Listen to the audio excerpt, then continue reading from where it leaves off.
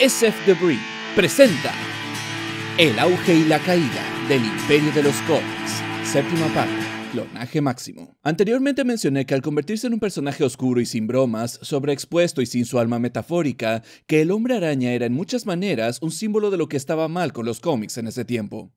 Irónicamente, estaba por hacer lo mismo otra vez. En respuesta al éxito de DC con la muerte de Superman, al equipo de la Araña se le dio un mandato similar. Hagan algo radical para obtener ese tipo de publicidad.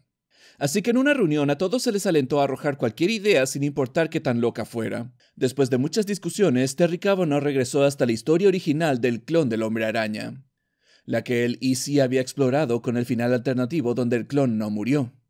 Bueno, Cavanagh dijo, ¿y si el clon no murió? Es más, ¿y si el clon no fuera el clon? ¿Y si Peter Parker es de hecho el clon? Un gemido colectivo se escuchó hasta que empezaron a reflexionarlo. Al decir que esta otra persona es de hecho el Hombre Araña real, entonces todo el peso de los años recientes, el matrimonio con Mary Jane, que no era popular con los escritores, que de repente no podían escribirla más que para preocuparse por él, y todas las cosas cuestionables que Peter había estado haciendo, todo esto podía ser borrado con este extraño reinicio. Mientras más pensaban en ello, más gente empezaba a gustarle. Incluso Tom DeFalco, quien debía aprobarlo, pasó de conmocionado, aunque no sé si hizo una pirueta, pero lo dudo, a entusiasta por la idea. De alguna manera era adecuado que un clon fuera considerado la solución a los problemas del equipo Araña, porque eso parece resumir los problemas de la industria, el número de clones.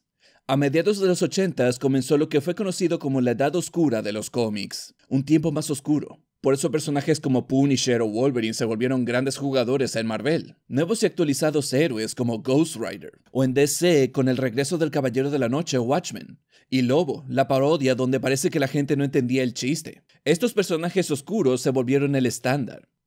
Venom cambió de villano popular a antihéroe, por tanto demandando la creación de Carnage para llenar el vacío que eso creó. Venom era un reflejo oscuro del Hombre Araña, Carnage era un reflejo aún más oscuro y enfermo de Venom. Hayan sido misteriosos o carniceros, estos personajes tendían a llenar la misma función y eran duplicados en todo excepto el nombre: clones. Y aquí la fragata principal de Marvel estaba a punto de ser reemplazado por un clon. Esto demostraba una desconexión entre las fuerzas creativas como creadores y las fuerzas creativas como fans del trabajo. Su reacción inicial, de gemidos, era la perspectiva del fan. Decirles que el personaje que han seguido por los últimos 20 años, del cual muchos habían leído sobre, ¿no era legítimo? Su emoción estaba basada en las oportunidades que les daba como escritores, en lugar de cómo se sentiría la experiencia como lector. Sin darse cuenta que se sentiría como abandonar al personaje que habían roto en lugar de restaurarlo a su gloria pasada. La situación en Marvel era tan mala que incluso Peter Parker podía ser despedido ahora. Sí, ahora habían muchos despidos en Marvel, a una escala que nadie había visto antes, destruyendo aún más la ya frágil moral. Tom DeFalco había estado enfrentándose con los altos mandos cuando querían que marketing tomara un lugar más cercano al proceso creativo. Un punto que la fuerza creativa de Marvel resentía justificadamente. Recuerden que los cómics demandados por New World era una señal de qué tan mal los empresarios podían arruinarlo todo. Había también resentimientos internos. Fabian Nicieza, quien con Scott Lobdell manejaba los libros de la línea X, encontró más y más intromisiones por el editor de la línea, Bob Harris. Cosas importantes cambiarían por completo la dirección que Nicieza había mapeado para la línea. Y el diálogo ligero que mantenía a los héroes con los pies en la tierra era reemplazado por discursos sin sentido que los hacían sonar como extremistas chillones. Se molestó tanto por estas intromisiones que, a pesar del hecho de que por ser el escritor de la línea número 1 en la compañía recibía cheques masivos por el programa de incentivos, ya no podía con toda la intromisión creativa y se largó. Los libros X habían pasado del marginal Claremont, a un artista escritor largándose, al nuevo escritor renunciando con asco. Debieron verlo venir, ya que Terry Stewart se acercó a Nicieza, sabiendo que tenía experiencia con el lado de marketing de Marvel, esperando que le pudiera dar unas sugerencias para ayudar a que ventas y marketing controlaran más el lado creativo.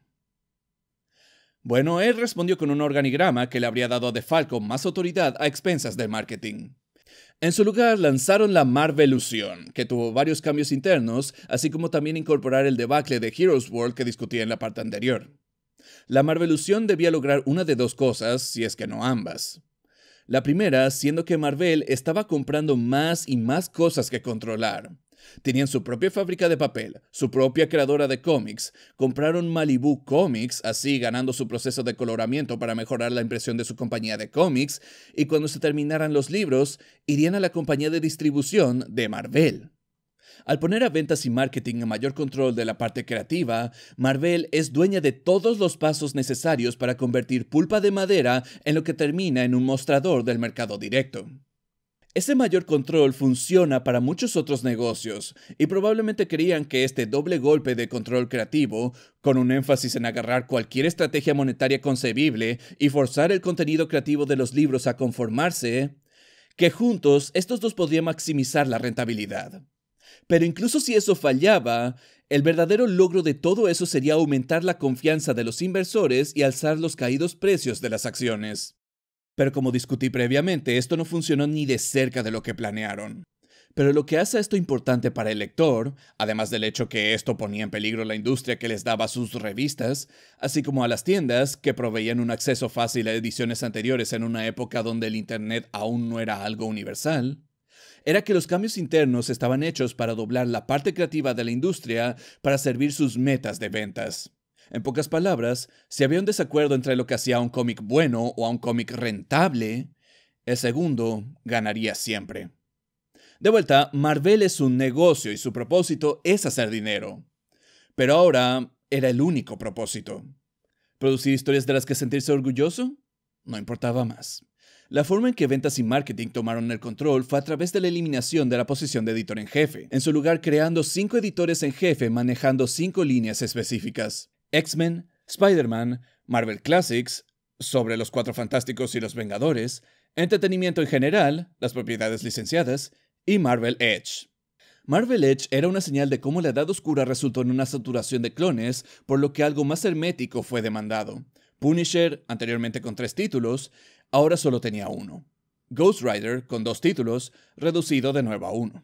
Y esto era en un grupo combinado de varias series: Daredevil, Doctor Strange y Hulk, resultando en una situación extraña.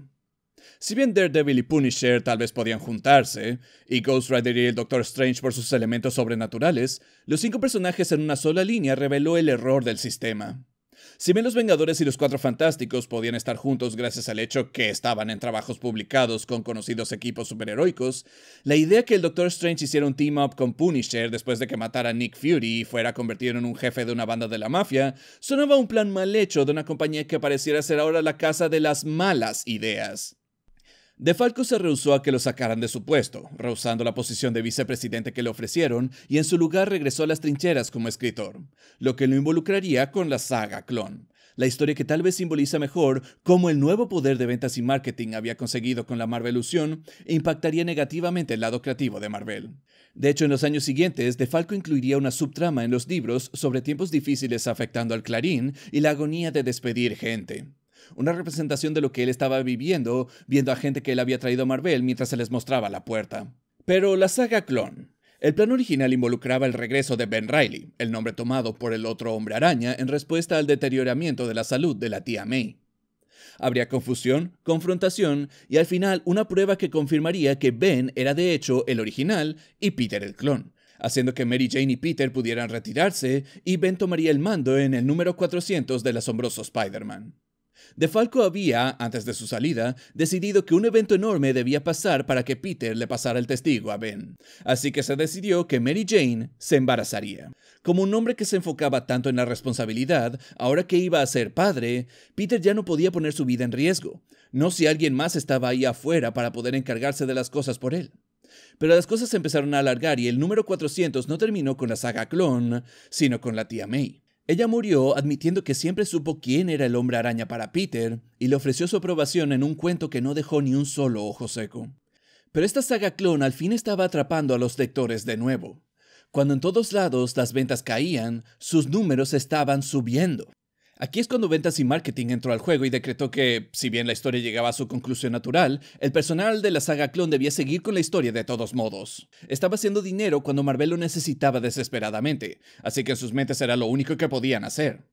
Tomó lo que probablemente sería visto como un punto destacado que estableció el nuevo statu quo con un mínimo de líos con la audiencia y convirtieron toda la cosa en un chiste común. Según DeFalco, él sospechaba que, si bien la historia sería atrapante, al final los fans reaccionarían como ya había dicho, indignados de que el personaje que habían estado siguiendo era descartado como una simple copia. Así que cuando aprobó la saga Clone, era bajo la condición que Danny Fingeroth, el editor de la línea, escribiría una puerta trasera que establecería a Peter Parker como el artículo genuino y Ben Reilly como el clon. Esto dejaría que Riley, como el llamado Araña Escarlata, terminara en su propia serie similar a lo de Thunderstrike. Le avisó a Mark Gruenwald ya que sospechaba que lo despedirían eventualmente y quería que su obvio sucesor supiera del plan. Pero cuando se deshicieron de todas las posiciones, las cosas estaban en un gran limbo y el evento tan alargado que la puerta trasera, que Seward había falsificado las pruebas poniendo a Peter como el clon, ya no se sentía como una respuesta satisfactoria. Era una cláusula demasiado mundana para una historia tan masiva. Hablando de masivo, aquí es donde el título de esta parte entra en juego.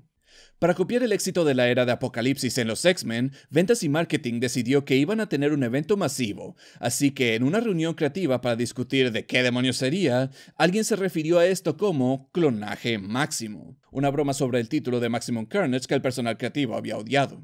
Sin embargo, el chiste se puso serio y Clonaje Máximo fue liberado, pero Bajo el Sol revelaba que no tenía el cuidadoso planeamiento que había hecho a la era de Apocalipsis un éxito. Sumándose a esto, otro artista que quería escribir, Tom Lyle, a quien Danny Fingeroth le había prometido un título del Hombre Araña, el mismo tipo que le dio a McFarlane su libro del Hombre Araña, el libro de Lyle terminó en remodelación para que fuera la conclusión de Clonaje Máximo, y como se podrán imaginar, una historia mal concebida, concluida por un escritor sin experiencia, fue un desastre. Pero se vendió y luego de varias otras historias entre libros que extendieron la saga Clone hasta que Peter por fin le pasó la antorcha a Ben como el verdadero Hombre Araña, Ventas y Marketing insistieron en repetir el truco de la era de Apocalipsis al cancelar todos los cómics del Hombre Araña y sacar títulos como El asombroso Araña Escarlata, a pesar del hecho que Ben ya no debía ser la Araña Escarlata. Después de esto, Dan Jurgens, famoso por escribir y dibujar la muerte de Superman, fue atraído para lanzar un nuevo título del Hombre Araña, Sensacional Spider-Man. Según ciertas fuentes, él era entusiasta sobre trabajar con el Hombre Araña, pero estaba desilusionado con esta situación de Ben Reilly. Y no estaba solo. Bob Budiansky, quien era el editor en jefe de la línea Spider-Man, había heredado la saga Clone durante la Marvelución y había decidido seguir adelante con ella, pero luchó con esto. Tampoco le gustaba la idea de reemplazar a Peter. En la Chicago Comic Con del 95, Jurgens le explicó a Budiansky todas las razones sobre por qué creía que Reilly era un error. Y estaba diciendo lo que Budiansky siempre supo, pero trató de ignorar. Con su parecer cambiado, el editor volvió y les dijo que lo iban a hacer así. Peter deberá ser reinstaurado como el Hombre Araña. Lo cual no era algo fácil, ya que una serie limitada escrita por Fabian Nicieza debía ser la aventura final de Peter, apropiadamente llamada La Aventura Final, que terminaría con Mary Jane dando a luz a la bebé de Peter. En su lugar, Budiansky dijo que no podían hacer eso. Ella debía perderlo al final. El personal editorial naturalmente lo rechazó diciendo, ni aunque se desate el infierno pasaré a la historia como el tipo que mató al bebé del Hombre Araña. Un segundo final fue hecho, donde Peter perdería sus poderes al final de la aventura con una puerta trasera para volver a obtenerlos, pero Budiansky rechazó eso también. Así que Nicieza, amablemente, dijo que se iba. Ya tenía que tratar con Harris en su propia mierda de los X-Men, no necesitaba la interferencia creativa de una serie limitada. Y probablemente no merece que hable tan mal de él, perdona, hago lo mejor que puedo. Entonces Budiansky cedió y ganó mala fama con los escritores principales al tener un cambio tan grande dentro de una serie limitada. Ahora entiendan que estos eran escritores que por meses o años habían escrito capítulos de las historias de otra gente en su mayoría, o sus propias historias pero incompletas debido a los crossovers que tenían lugar entre los 4 libros. Puede que parezca ego, pero era más una señal de que debían comprometer lo que querían hacer con el Hombre Araña. Nada simboliza eso mejor que tratar de revertirlo, porque las cosas se habían complicado por una sugerencia insertada antes de que lo pensaran mejor: encontrar el aparente esqueleto de un clon. Así que ahora, cualquier explicación que restaurara a Peter también demandaría una explicación sobre el origen del esqueleto y también algo que no disminuya a Ben Reilly como personaje. Sentían que no podía ser solo otro clon. Pero Jurgens argumentaba que la explicación más simple para este desastre es que el esqueleto era un clon y que Ben era de hecho otro clon. Pero el punto era que esto no lo disminuía. Su origen lo hacía especial. El hecho que eligió ser un héroe, eligió arriesgar su vida sin un gracias ni recompensa, es lo que hace que su aventura signifique algo. Y la saga Clone sería revelada como el trabajo de un villano clásico con un rencor. Este terminaría siendo revelado como el fallecido Harry Osborn, quien había sobrevivido al evento, pero en un estado debilitado por lo que requería un traje. Tenía los recursos, el conocimiento y la inestabilidad mental para poder hacerlo. La estrategia de salida estaba en posición. Ahí es cuando la estructura administrativa cambió de nuevo. Lo de los 5 editores en jefe fue abandonado y una posición única fue restaurada. Sin embargo, no fue para Mark Gruenwald, sino para Bob Harris, debido al éxito de la línea X. Ahora como el editor en jefe, Harris era quien interfería con la saga Clone en lugar de ventas y marketing, causando demasiados cambios despreciados. Primero, su nuevo evento de la línea X, Onslaught, iba a empezar y sentía que la saga Clone no podía ser resuelta durante ese evento. Así que en lugar de proponer que Onslaught fuera pospuesto, él decretó que la saga Clone debía ser estirada por otros 6 meses. Esta fue la gota final para Jurgens y se fue del Hombre Araña para siempre, sintiendo que nunca tuvo la oportunidad de contar sus historias con él. Cuando le dijeron que esto podía pasar, Harris se encogió de hombros y Jurgens se unió a las líneas de Claremont y Nicieza como talento popular que renunció por interferencias creativas intolerables de Harris. El otro movimiento era sacar a Harry como la mente maestra porque no lograba verlo como creíble. Eventualmente decretó que el villano final sería Norman Osborn, a pesar del hecho que su muerte había sido definitiva en el sentido que claramente vimos el cuerpo, lo enterraron y todo, no había misterio. Y también era definitivo en el hecho que era el final natural de ese personaje. Era una decisión universalmente odiada, pero Harris se plantó ante ellos. Es sin embargo increíblemente adecuado que, mientras la vida del Hombre Araña en la realidad estaba siendo jodida gracias a las maquinaciones de un rico empresario, que su vida ficticia fuera jodida gracias a las maquinaciones de un rico empresario. Hablando de empresarios, en la siguiente parte, las trincheras, el cómo el lado empresarial estaba afectando a la industria.